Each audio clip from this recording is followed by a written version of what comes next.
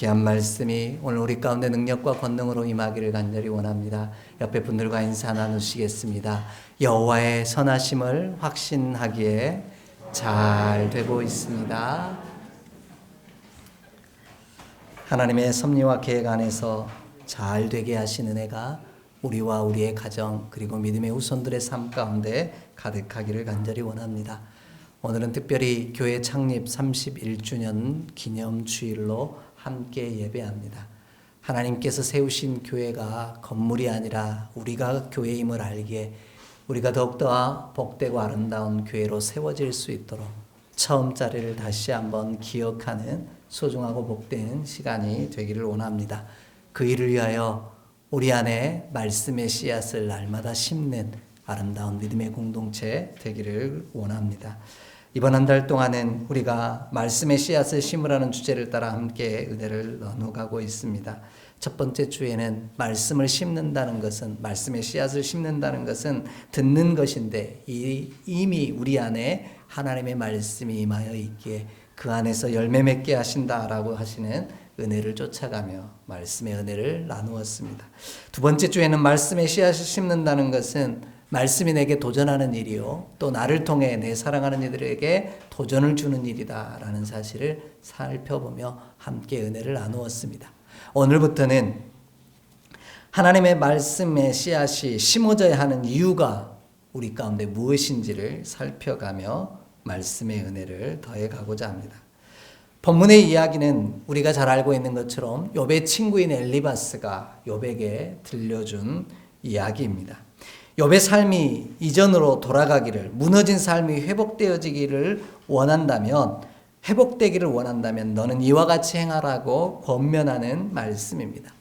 하지만 친구의 이야기가 욥에게는 그리 위로가 되지 않고 그 마음의 비수처럼 꽂힙니다. 그러나 친구의 이야기가 틀리지 아니하였다면 우리의 삶이 다시 회복되어지고 재건되어지며 일으킴을 받을 수 있는 길이라면 비록 아픈 이야기라도 귀담아 듣는 수고가 우리 가운데 필요합니다. 무너진 욥의 삶이 다시 회복되는 유일한 방법이 이 일이라면 우리가 이 말씀에 함께 귀 기울이며 주목하는 저와 여러분이 되기를 원합니다. 비록 친구가 나를 서운하게 만든다 할지라도 다시 주 안에서 회복되어지는 놀라운 역사를 이루는 말씀이라면 귀 기울여 들을 때 우리의 삶이 회복되어질 것이기 때문입니다. 친구인 엘리바스의 이야기의 핵심은 이렇습니다. 내 마음에 하나님의 말씀의 씨앗을 심으라, 말씀을 두라 이렇게 말을 합니다. 이것이 네가 무너진 너의 삶이 다시 일으킴을 받는 축복의 이유가 되어진다 이렇게 이야기합니다. 우리도 마찬가지입니다. 비록 우리 삶이 지금 밑둥까지 잘렸을지라도 하나님의 교회가 코로나19라고 하는 여러 가지 상황 속에서 어렵고 힘겨운 상황 속에서도 다시 싹이 나게 하실 것이고 또 꽃이 피고 열매 맺게 하실 그날을 기대하며 오늘도 우리 안에 하나님의 말씀을 담아두는, 그리하여 회복의 역사를 이루어가는 우리가 되어지기를 간절히 원합니다. 우리도 힘겹지만 우리보다 더 비참한 상황 속에 있었던 욥의 고백이 그러했고요. 무엇보다 우리보다 더 힘겨웠던 시간을 맞이했던 에레미야의 고백이 그러했습니다. 우리 말씀을 한 절 좀 찾아 읽겠습니다. 에레미야 애가 3장 19절로 23절의 말씀입니다. 에레미야 애가 3장 19절로 23절의 말씀입니다. 구약 1147페이지에 있습니다. 구약 1147페이지에 있습니다. 에레미야가 3장 19절로 23절의 말씀입니다. 한 절씩 교독으로 읽고 마지막 절은 합독합니다. 내 고초와 재난 곧 쑥과 담즙을 기억하소서.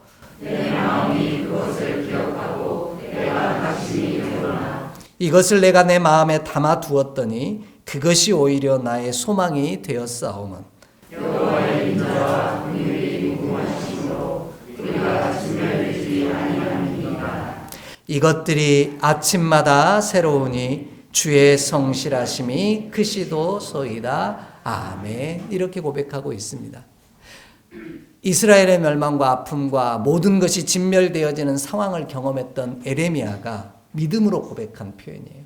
주에 들려주신 이 진멸하게 될 거라는 이 상황이, 이 무너져가는 상황이 너무 힘에 겨워서 고난과 쑥줍과 담즙을 마신 것처럼 그렇게 내 가운데 쓰리고 아리지만 주가 주신 그 말씀을 내 마음에 담아두었더니 오히려 이것이 내게 소망이 되었습니다.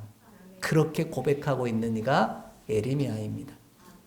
저와 여러분의 삶도 비리 그렇게 녹록하지만은 않습니다. 하지만 예레미야와 욥에 비하면 그 한계가, 그 아픔이 그들보다 낫다라고 또 이야기할 수도 없을 것 같습니다. 그런데 그들이 믿음으로 고백했습니다. 그 말씀을 내 마음에 담아두었더니 오히려 그것이 내게 소망이 되었고 나를 다시 일으켜 세울 능력이 되었고 무너진 자리에서 솟성케 하는 힘이 되었습니다. 선언하고 고백하고 있습니다. 바라고 원하는 것, 오늘 저와 여러분의 삶에도 이 약속이 은혜가 되어서요, 하나님의 말씀의 씨앗이 우리 안에 심어져서 우리를 솟성케 하고 다시 일으켜 세우는 힘과 능력이 되어지기를 주의 이름으로 간절히 축복합니다.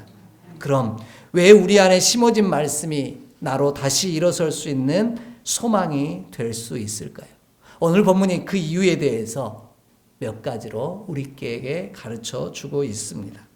먼저 주의 말씀을 내 마음에 담아둘 때 회복의 은혜를 누리는 이유는 무엇이냐면요, 바로 우리 마음에 심어진 하나님의 말씀이 우리로 하나님과 화목하고 평안하게 만들어 주기 때문이다라고 고백하고 있습니다. 오늘 본문 21절을 함께 읽겠습니다. 21절입니다. 너는 하나님과 화목하고 평안하라. 그리하면 복이 내게 임하리라. 아멘. 자, 너는 하나님과 화목하고 평안하라는 겁니다. 그러면 너희 가운데 뭐가 임해요? 복이 임한다 그럽니다. 그러면 도대체 화목하는 방법은 무엇이냐라는 거죠. 그것이 22절에 이렇게 이야기합니다. 하나님의 입에서 교훈을 받고 하나님의 말씀을 내 마음에 두라는 겁니다. 그 말씀이 내 안에 담아두면 그 말씀으로 말미암아 내가 하나님과 화목할 수 있도록 도와줄 것이다. 이렇게 말씀하고 계십니다. 본문이 말하는 평안하다라는 단어는요, 화평의 언약을, 평화 언약을 맺다 이런 뜻입니다. 그러므로 화평의 언약을 맺음으로 본문이 말하는 것은 바로 화목하게 된다라는 뜻이 됩니다. 그러므로 평안하다는 말과 화평하다는 말은, 화목하다는 말은 같은 의미라는 거예요. 그러므로 하나님과 화목하기를 원한다면 내가 내 마음 가운데 하나님의 말씀을 가장 깊은 곳에 담아두라는 거예요. 빼앗기지 말라는 거예요. 그리하면 우리가 주 안에서 화목하게 되어지고 복을 누리게 되어진다. 이렇게 말씀하고 계십니다. 그래서 우리가 쓰는 표현이 있죠. 가화만사성이라고 하는 표현을 쓰곤 합니다. 가화만사성이 뭡니까? 집안이 평안하면, 화목하면, 가족이 화목하면 하는 일마다 잘 되어진다라는 뜻으로 사용하는 표현입니다. 집안이 화목하면 모든 일들이 잘 이루어진다라는 겁니다. 하나님과 화목하면 우리 안에도 모든 것들이 하나님의 섭리대로 풀려지는 놀라운 역사를 이루게 하실 줄 믿습니다. 그런데 반대로요, 하나님과 화목하지 아니하면, 하나님의 말씀이 내 안에 심어져 있지 아니하면 하나님과 다툴 수밖에 없고요, 하나님과 다투면 화목할 수 없는 일이고 우리의 삶이 꼬이고 엉키는 어려움들을 만나게 되어질 수밖에 없다. 이렇게 말하고 있는 겁니다. 이를 쉽게 이해할 수 있는 사건이 바로 우리와 우리 부모님, 또 우리의 자녀들, 그리고 형제 자매, 그리고 부부 간의 관계 속에서 살펴보고 이해하기 쉬운 사건들이 우리 가운데 참 많이 있습니다. 우리 가운데 서로 다투는 이유는 뭡니까? 이유는 딱 한 가지입니다. 내 말을 마음에 담아두지 않았기 때문이에요. 그럼 우리는 싸우면서 맨날 하는 거죠. 내가 몇 번을 이야기했는데 그거 하나를 못 들어주냐고, 그거 하나 기억 못하냐고, 이럴 때가 우리 가운데 참 많이 있죠. 오늘도 그렇게 주일 예배를 참석했을지도 모릅니다. 어떤 분은 일부 예배, 내일은 일부 예배 참석하는 우리 순서니까 꼭 일찍 일어나라고 했는데 꼭 이 사람이 어때요? 늦게 일어나요. 그러면서 내가 말하지 않았냐고, 일부 예배니까 좀 일찍 일어나야 된다고 그러면 또 속 없는 사람은 뭐라고 대답해요? 2부 예배 아니었어? 뭐 이러면은 천불이 납니다, 속에서는. 그렇게 내가 얘기했는데 그것도 기억이 안 되냐고 이야기할 때가 우리 가운데 참 많이 있죠. 결국 우리 안에 서로의 이야기를 담아두지 아니하니 다툼이 되어지고, 그것이 화목하지 아니하므로 우리 가운데 엉키고 또 괴로운 순간들을, 무너지는 상황들을 만나게 되어질 때가 참 많다라는 겁니다. 그 외에도 이야기하자면 너무 많아요. 우리 맨날 하는 얘기 있잖아요. 밖에서 들어오면 반드시 먼저 씻고 식탁에 앉으라고 그렇게 얘기를 해도 어때요? 그냥 식탁에 와서 배고프니까 먼저 앉아서 밥 먹으려고 그래요. 그러면 또 그거 안 듣는다고 뭐라고 하고요. 우리 그것의 대표적인 예 있잖아요. 자주 드는 예인데, 치약을 써도 끝에서부터 짜라고 그렇게 말을 해도 중간부터 푹 짜고, 그래서 또 한 소리 하고, 그러면 그게 그렇게 기억이 안 되냐고. 우리 그렇게 이야기하면서 다툴 때가 있더라는 거죠. 그러고 나면 나타나는 증상들이 딱 2가지가 있어요. 첫 번째, 말을 안 해요. 2번째 증상이에요. 서로의 거리가 엄청 멀어져요. 같은 침대에 자면서도 곧 절벽에 떨어질 것 같은 그런 끝라인에 서가지고 잠을 자는 그런 모습이 우리 가운데 있을 때가 참 많다라는 겁니다. 그런데 하나님은요, 우리 안에서 화목하기를 원하십니다. 우리와 화목하기를 원하셔서 수없이 하늘 말씀을 주셨고요. 그 말씀이 우리 가운데 담아지지 않으니까 살아있는 말씀을 우리 가운데 허락하셨습니다. 그것이 바로 그분이 우리 주 예수 그리스도이시요 교회의 반석이요 뿌리가 된, 하나님의 몸된 교회인 가은교회의 주춧돌이 된 우리 주 예수 그리스도이십니다. 오늘 말씀 함께 찾아 읽습니다. 에베소서 2장 14절로 18절의 말씀입니다. 신약 에베소서 2장 14절로 18절의 말씀입니다. 한 절씩 교독으로 읽고 마지막 절은 합독합니다. 에베소서 2장 14절로 18절의 말씀입니다. 그는 우리의 화평이신지라 둘로 하나를 만드사 원수된 것 곧 중간에 막힌 담을 자기 육체로 허시고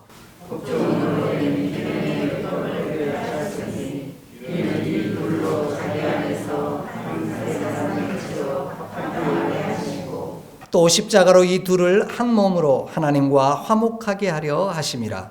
원수된 것을 십자가로 소멸하시고 또 오셔서 멀리 있는 너희에게 평안을 전하시고 가까운 데 있는 자들에게 평안을 전하셨으니 이는 그로 말미암아 우리 둘이 한 성령 안에서 아버지께 나아감을 얻게 하려 하심이라. 아멘. 덮지 마시고 그대로 좀 두셨으면 좋겠어요. 자, 하나님은 우리와 화목하시기를 원합니다.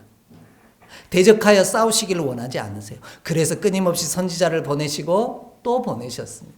그러나 우리가 그 말을 듣지 않았죠. 우리의 마음에 담아두지 않았어요.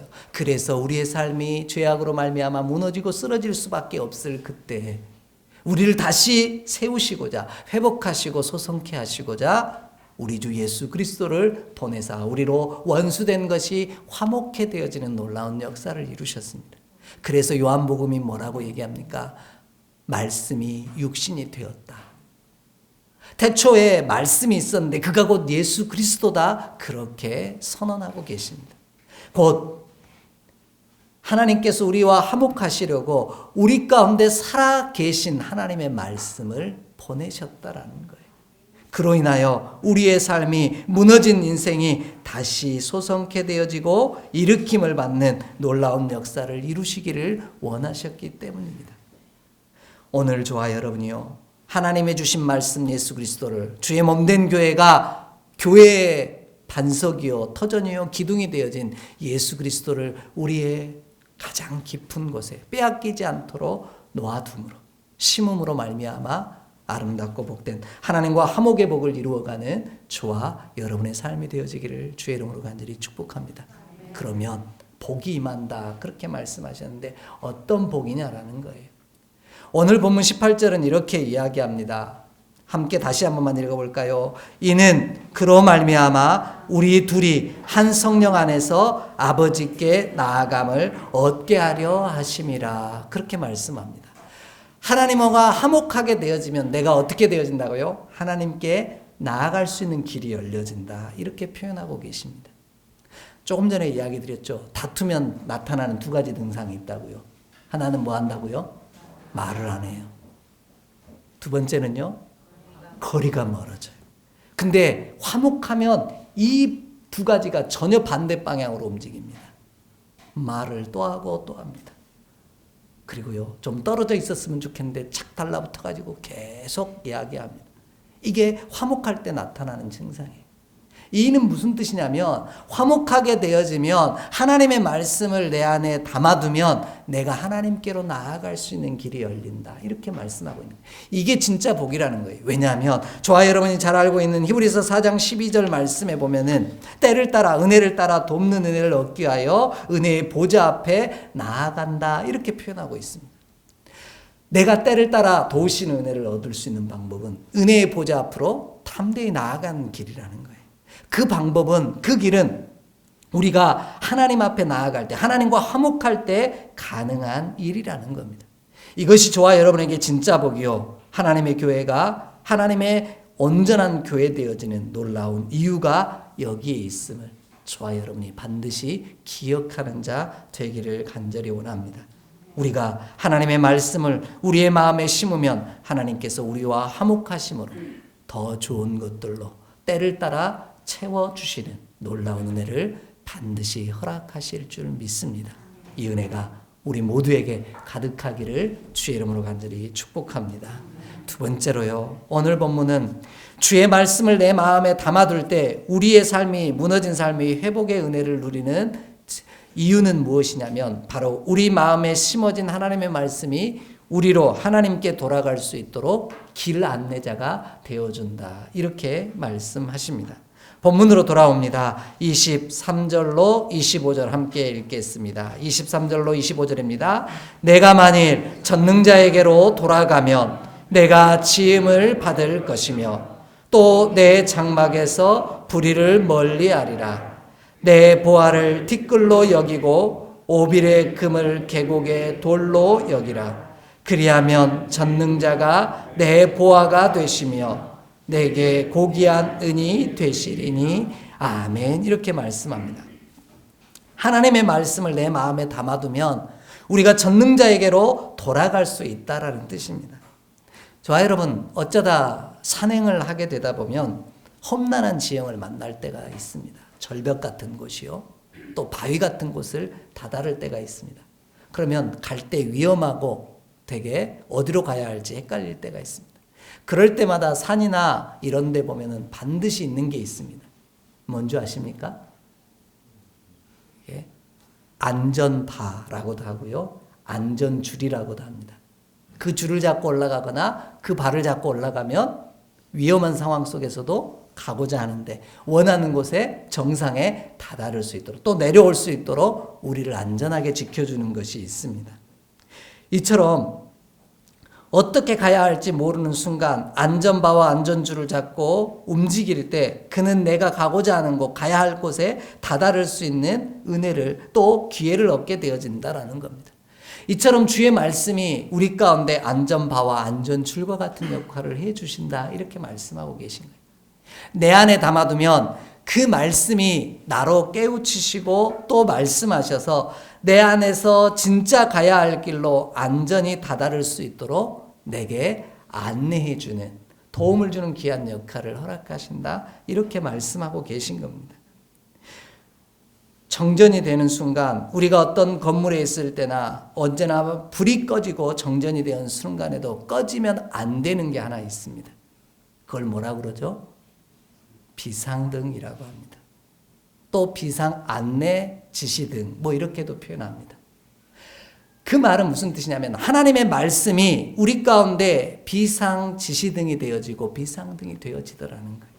이 말씀이 담아 있으면 내가 무너지고 주저앉았을지라도 그 말씀이 내게 방향 지시등이 되어서 그 어둠 가운데서 안전하게 빠져나갈 수 있도록, 다시 일어설 수 있도록 비상구를 찾아 나아갈 수 있는 길을 열어준다라는 겁니다. 그런데 이 비상 지시등이 꺼져버리면, 비상등이 꺼져버리면 칠흑 같은 암흑 속에서 밖으로 나아갈 길을 찾을 수가 없게 되더라는 겁니다.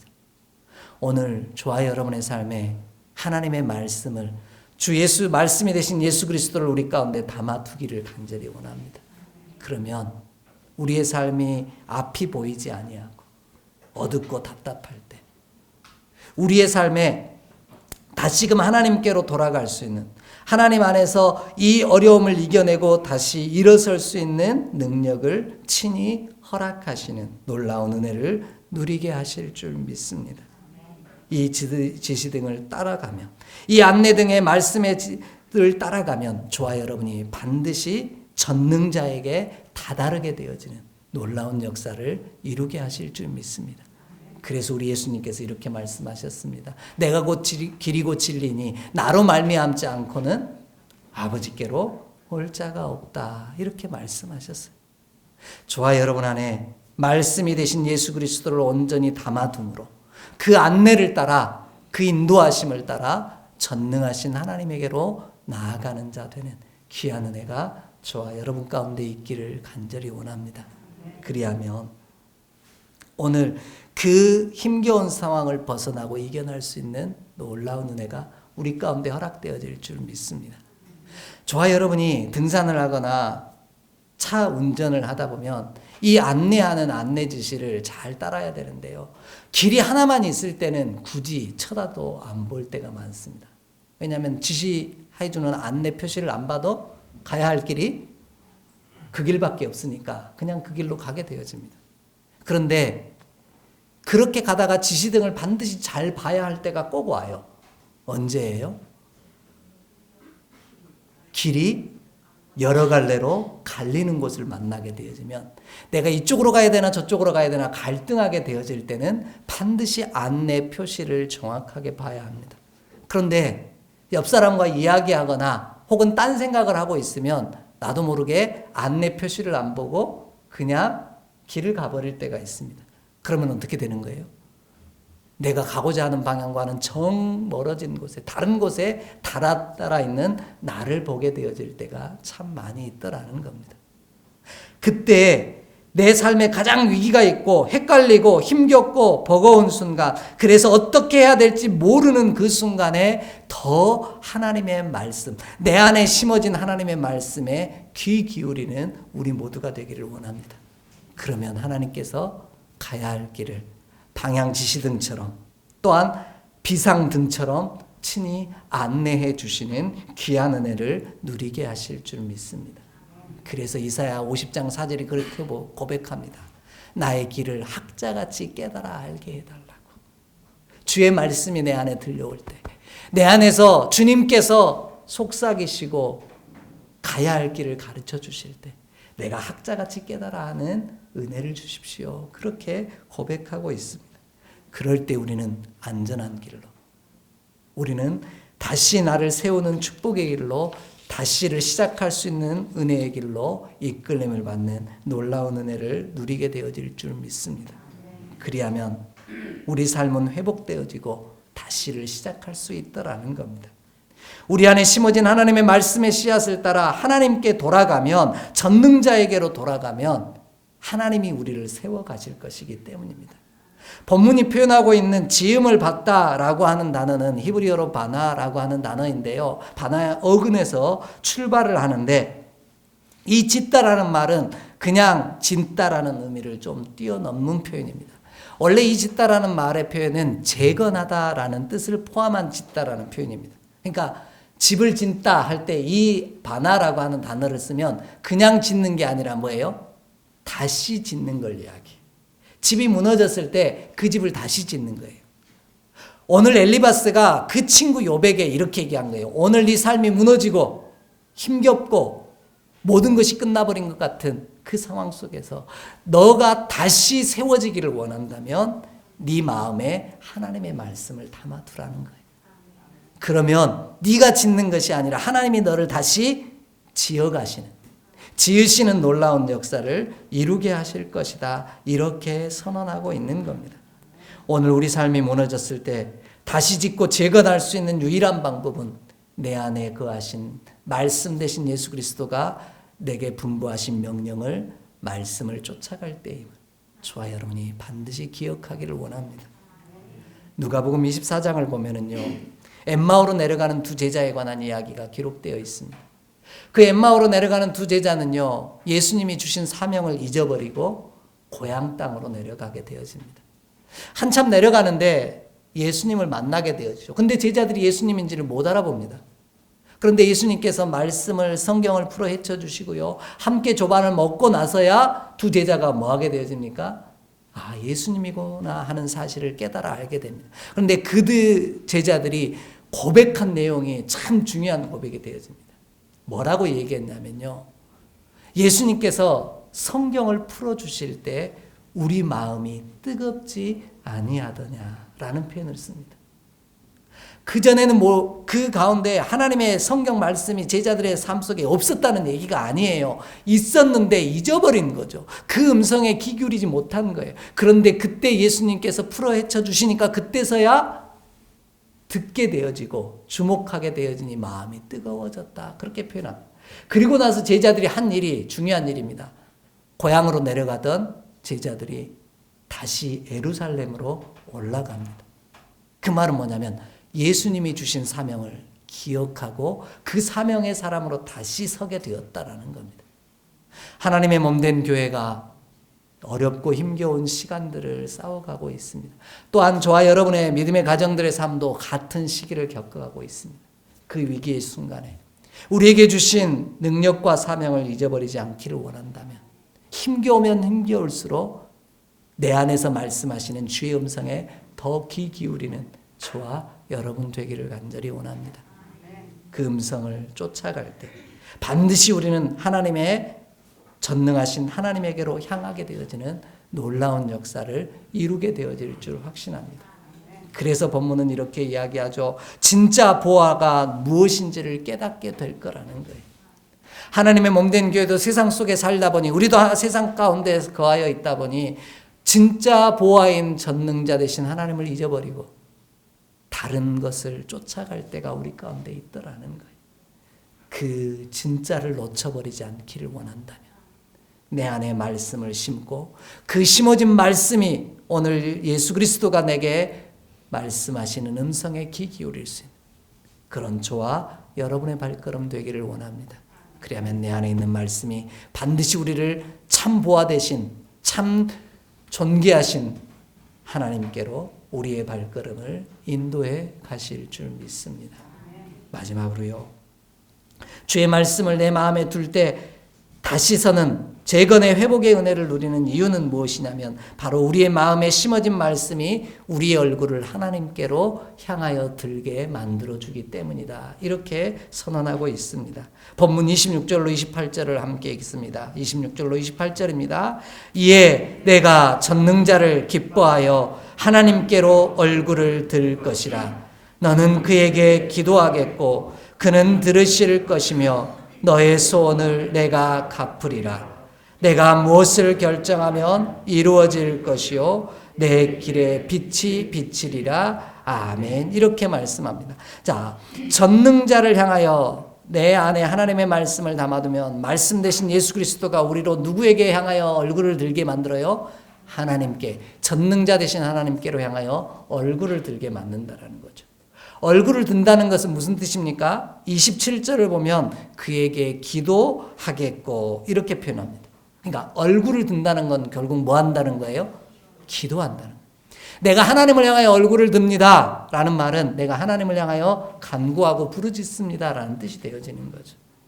내 안에 있는 말씀이 나로 누구에게로요? 하나님께로 얼굴을 향할 수 있도록, 그리하여 기도할 수 있도록 우리를 이끌어간다, 이렇게 말씀하고 있는 겁니다. 그러니 우리의 삶이 회복될 수 있다라는 거죠. 본문이 이야기하는 기뻐하여라는 이 단어는 즐거운 마음으로 우리 가운데 해석될 수 있습니다. 그러나 이 아나그라고 하는 히브리어 원문의 단어의 어근은 어떻게 시작이 되어지냐면 이거는 유연하다, 부드럽다라는 단어의 뜻을 갖고 있습니다. 그게 기뻐하는 거예요. 자, 부드럽고 유연한 사람만이 기뻐할 수 있다는 말인데 이 말은 얼굴을 향하여 든다라는 표현의 반대를 보시면 돼요. 목이 곧은 백성은 하나님을 향하여 얼굴을 들기가 어렵다라는 거예요.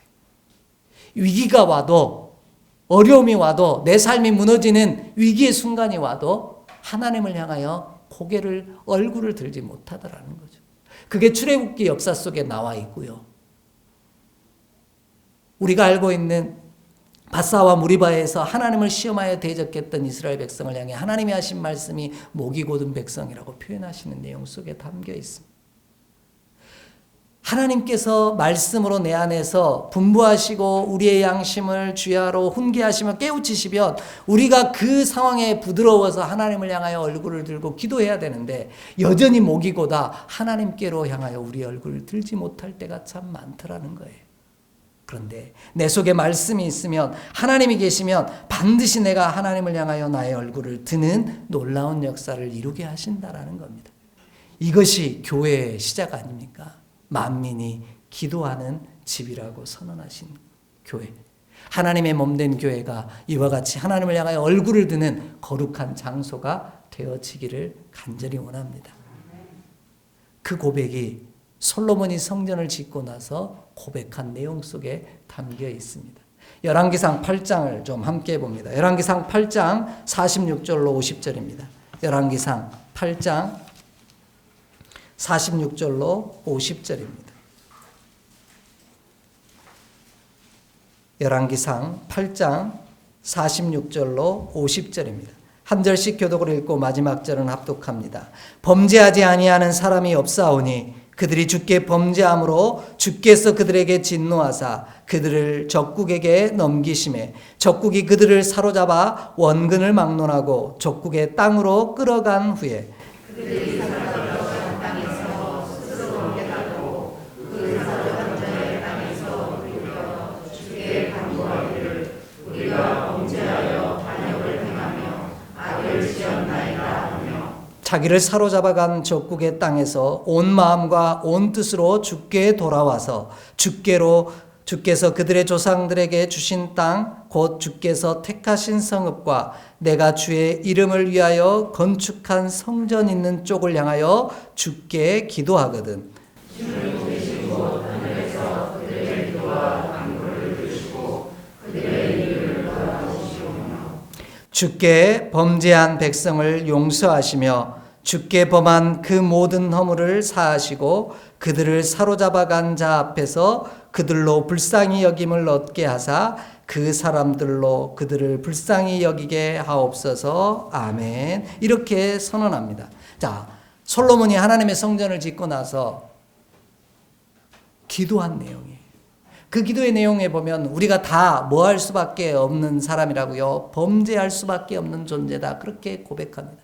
그런데 말씀이 내 안에 거하심으로 내가 스스로 적국에게 하나님을 대적함으로 말미암아 무너진 삶 속에서 내가 스스로 깨닫게 되어질 거라는 거예요. 하나님과 화목하는 길만이 내가 사는 길임을 선언하며 주께로 돌아와서 성전 있는 쪽을 향하여 주께 기도하거든. 그렇게 표현하고 있습니다. 하나님의 성전을 향하여 얼굴을 들고 그것을 향하여 기도하면 그 하늘에서 하나님께서 들으시고 우리를 용서하시고 기도를 들어 응답해 달라고 그리고 그들로 우리를 불쌍히 여김을 받게 해달라고 그렇게 기도합니다.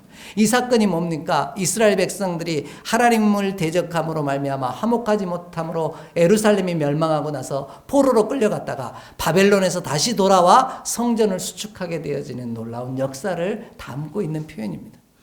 저와 여러분의 믿음의 여정이요, 가장 힘겹고 버거운 순간 내 안에서 말씀하시는 주의 음성을 따라 하나님을 향하여 얼굴을 들어 기도하는 우리 모두가 되기를 간절히 원합니다. 그러면 주께서 친히 우리로 말미암아 길이 되어주시고 빛이 되어주시는 다시 재건하게 하시는 놀라운 역사를 반드시 이루게 하실 줄 믿습니다. 본문이 그래서 28절 마지막에 보면 내 길에 빛이 비치리라 그렇게 선언하고 계십니다. 길에 비치게 된다라는 말은 반짝거린다라는 뜻입니다. 밤 시간에 차를 운전하고 도로를 달리다 보면 반짝거리는 것들이 있죠. 그것이 나를 길 안내로 이끌어 줄 때가 있더라는 거예요.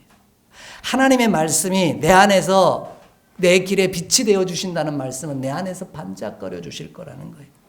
칠흑같이 어두운 순간에도 내 안에서 반짝거리는 그 빛을, 말씀의 빛을 쫓아가면 안전하게 하시고 반드시 하나님께서 우리에게 하나님께로 다다르는 놀라운 축복을 허락하신다. 그렇게 약속하고 계신 겁니다. 그런데 본문의 표현이 제가 반짝거린다고 하는데 이게 깜빡거리는 거예요. 근데 우리는 자꾸 깜빡거리다 보니 이 빛이 내 가운데 보이지 않을 때가 참 많아요. 깜빡거린다는 건 뭐예요? 밝았다, 어두웠다를 반복한다는 이야기죠. 그러면 어두울 때 하나님의 말씀을 바라보면서 내 인생에 소망이 보이지 않아요 라고 말할 때가 많다라는 거예요. 그런데 주의 말씀을 기억하며 귀 기울이고 있으면, 주목하여 바라보고 있으면 빛나는 순간을 보게 될 거라는 거예요. 반짝거리는 순간을 보게 될 거라는 겁니다. 그 반짝거림을 쫓아갈 때 저와 여러분의 삶이 반드시 은혜로 하나님께 이끌림을 받아 다시 재건되어지는, 다시 세워지는 놀라운 역사를 이루게 하신다. 그렇게 말씀하고 계신 겁니다. 이 모스 부호가 그런 거 아닙니까? 무전을 쓰는 기본 방식인데요. 이 모스 부호는 어떻게 되냐면 끊었다 연결했다를 반복합니다. 깜빡거리는 거예요. 깜빡거림을 통해 SOS 신호를 보내기도 하고요. 문장을 보내기도 하는 거예요. 오늘 저와 여러분이요. 가장 힘겹고 삶이 무너지고 버거운 자리에 있을 그때 내 안에 계신 말씀 되신 예수 그리스도께서 여전히 깜빡거리실 줄 믿습니다. 그 빛을 주목하면 저와 여러분이 그 어둠 가운데서 벗어나 하나님, 전능하신 하나님께로 나아감으로 때를 따라 도우신 은혜를 경험하게 될 것이며 하나님 안에서 다시 재건되어지는, 다시 지어지는 놀라운 역사를 반드시 이루게 하실 줄 믿습니다. 그래서 시편 119편 105절 말씀에 주의 말씀은 내 발의 등이요 내 길의 빛이니이다 고백하고 있는 겁니다. 저와 여러분 안에 이전에도 깜빡거리셨고 지금도 깜빡거리시는 하나님의 말씀을 기억함으로 그 말씀의 빛을 쫓아 전능하신 하나님 앞으로 나아가는 우리 모두가 되기를 주의 이름으로 간절히 축복합니다. 하나님의 몸된 교회도 가장 힘겹고 버거운 이 시대를 살면서도 우리 안에 예수 그리스도를 모심으로 말미암아 그분의 인도하심을 따라 걸어갈 때 반드시 위기의 순간들을 벗어나 승리하는, 다시 수축되어지고 회복되어지는 놀라운 은혜를 우리와 우리 가정 그리고 주의 몸된 재단과 믿음에 사랑하는 자녀들의 삶 속에 반드시 이루어 가실 줄 확신합니다. 함께 기도하겠습니다. 하나님, 오늘도 내 안에서 빛으로 반짝이시며 우리의 가야 할 길을 안내해 주시니 감사합니다. 주님과 화목함으로 우리의 발걸음이 전능하신 참 보배 되신 하나님께로 나아가게 하시사 때를 따라 도우시는 주의 은혜를 경험하는 복된 하나님의 백성 되게 하여 주시옵소서. 우리 주 예수 그리스도 이름으로 축복하며 기도하옵나이다. 아멘.